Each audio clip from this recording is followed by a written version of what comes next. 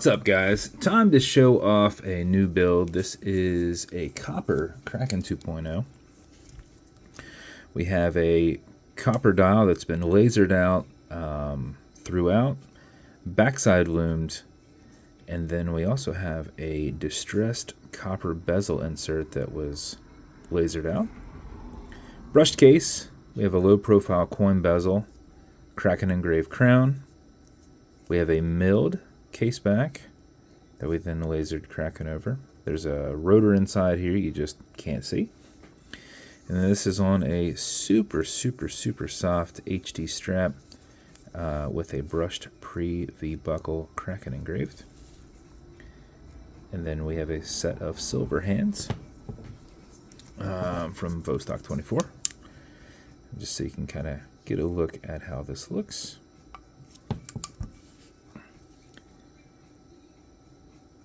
And that is the build.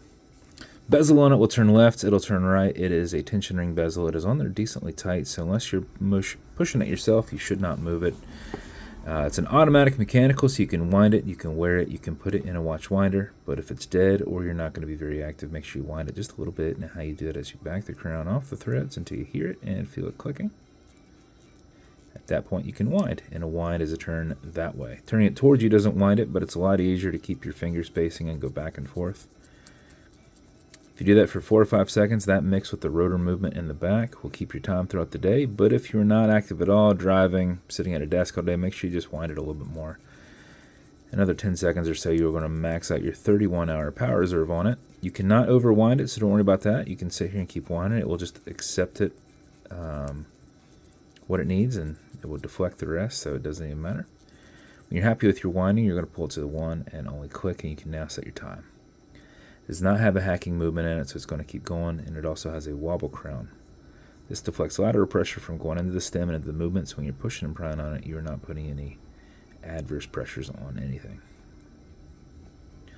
Okay, Google, what time is it? It's 12:44 p.m. 12:44 p.m. When you're good, you're going to push it over, get it out of that time setting, and wind it down. And you are good to go.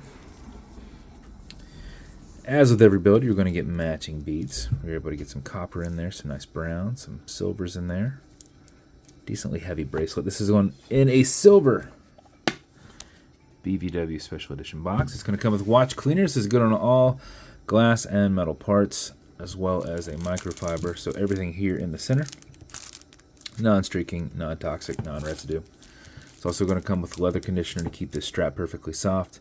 Apply it on the front and back, let it soak in, remove any excess. A little bit will go a long way, and I would use a rag or something. Don't use one of your microfibers.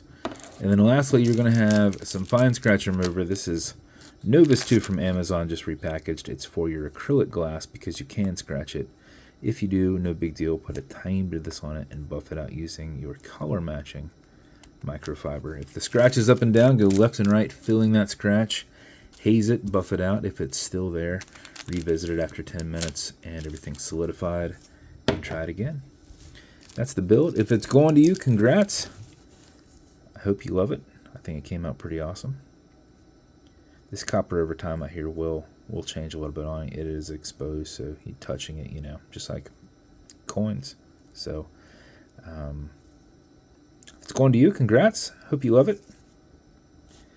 And if you want me to build you something custom and unique, reach out and I'll see what I can do. And if you want to continue to see videos like this, like and subscribe as I put them up all the time. Thanks, guys.